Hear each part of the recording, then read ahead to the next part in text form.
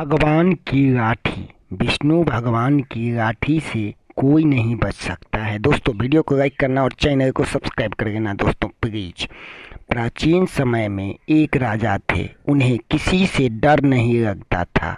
वो बहुत बड़े वीर थे। उन्होंने 2 बार देवराज इंद्र को परास्त कर दिए थे और हरा दिए थे 2 बार देवराज इंद्र को, और पूरे देवलोक में हाहाकार मचा दिए थे। और प्रजा नाम की कोई चीज भी होती है उनको ये भी नहीं जानकारी थी। तब वे बालक जब वो थे तब उनके पिता राजा थे। उनके पिता बहुत बड़े ज्ञानी थे और उनके पिता उनको समझाते थे, जो बेटा कभी भी गरीब और संत का धन मत हरना, धन नहीं लेना, गरीब ब्राह्मण और संत को सदैव मदद करना, जितना हो सके उतना गरीब ब्राह्मण सभी को देना, लेना नहीं, ब्राह्मण से कभी भी लेने का लोभ नहीं करना और गरीब की मदद करना। प्रजा राजा के लिए प्रजा एक परिवार के समान होते हैं। वो उनके पिता समझाते थे और उनके पिता श्री हरि भगवान विष्णु के भक्त थे और विष्णु भगवान के मूर्ति अपने राज्य में स्थापित किए हुए थे।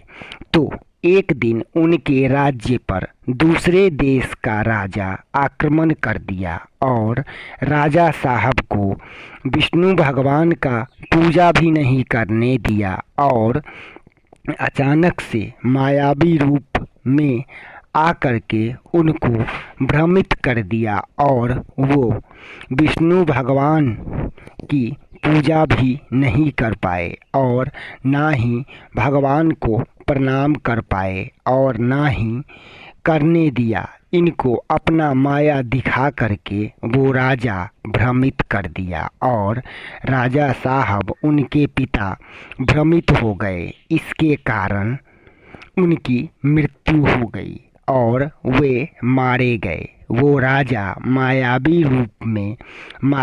रूप ले करके और उनको मार दिया। तो वे राजा एक दिन जंगल में शिकार खेलने के लिए गए। तो वे शिकार खेल रहे थे। राजा अपने मस्ती में अपने सैनिक के साथ गए और शिकार खेलते खेलते राजा अपने सैनिक से अलग हो गए और उनको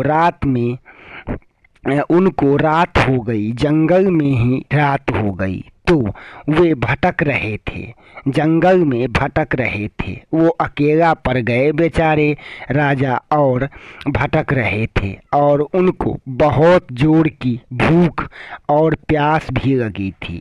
तो वे राजा हताश हो करके बैठ गए और तो उन्हें जैसे ही वो बैठे तो उन्हें एक गरीब की कुटिया नजर आई। तो वे राजा कुटिया की ओर चले तो उन्हें एक राजमहल भी रात में दिखाई दिया।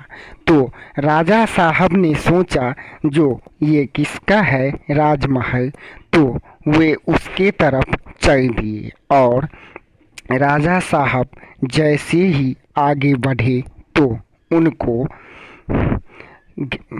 कोई आवाज़ आया। तो उन्हें एक आवाज़ सुनाई दिया। तो राजा साहब नहीं सुन पाए और वो आगे ही उनको ये आवाज़ सुनाई दिया फिर से दोबारा, जो तुम आगे मत आओ। लेकिन राजा साहब नहीं समझे जो और आगे चले गए। तो उन्हें एक दिन एक संत की कुटिया और एक राजमहल जैसा उनको दिखा। तो राजमहल जैसा जो दिखा वो राजा उसी की ओर, राजमहल की ओर ही चले गए और नहीं माने, वो राजमहल नहीं था, वो भूतों का राजमहल था और एक संत की कुटिया थी और उन्हें एक संत बुला रहे थे और एक राजा बुला रहे थे तो उन्होंने संत की गरीब की बात नहीं सुना, तो वे कुटिया में नहीं गए और राजमहल में चले गए, जिसके कारण उनकी मृत्यु हो गई। और जैसे ही उनकी मृत्यु हुई तब विष्णु भगवान उसी समय प्रकट हुए और राजा को बोले, जो जैसा करता है उसको वैसा ही फल मिलता है। गरीब संत गरीब नहीं होते, संत कभी भी गरीब नहीं होते और प्रजा कभी भी गरीब नहीं होता। जो जैसा कर्म करता है उसको वैसा ही फल मिलता है। हे राजन, विनाशकाले विपरीत बुद्धि, तुम्हें राजमहल की ओर जाने की क्या आवश्यकता थी। और भगवान बोले, जो अगर तुम संत के कुटिया की ओर चला जाता, गरीब की कुटिया की ओर चला जाता, तब तो उनके प्राण बचे थे, तब तो उनको अभय प्राप्त हो जाता, लेकिन राजमहल में नहीं गए, इसलिए राजा को राजमहल में जाना चाहिए। तो वो राजमहल में नहीं गए और वो अपने प्रजा को समझते ही नहीं थे और सभी के साथ एक समान व्यवहार करना चाहिए। अपने प्रजा के साथ एक समान व्यवहार करे और प्रजा गरीब हो या अमीर हो तो एक परिवार के समान होते हैं। प्रजा तो एक परिवार के समान होता है। इसीलिए आजकल लोग कहते हैं, जो इंसान से बच सकता है लेकिन भगवान से नहीं। दोस्तों, कोई भी भगवान से नहीं बच सकता है। इंसान से तो बच भी जाएगा, लेकिन भगवान की लाठी बहुत बड़ा ताकतवर होती है, उसमें बहुत ताकत होता है और दम होता है और हम उनकी लाठी से नहीं बच सकते हैं। इसीलिए गरीब और निसहाय की मदद करनी चाहिए। उनके पिता, राजा के पिता उनको समझाते थे जो गरीब और निसहाय की मदद करना चाहिए, लेकिन उन्होंने नहीं किया।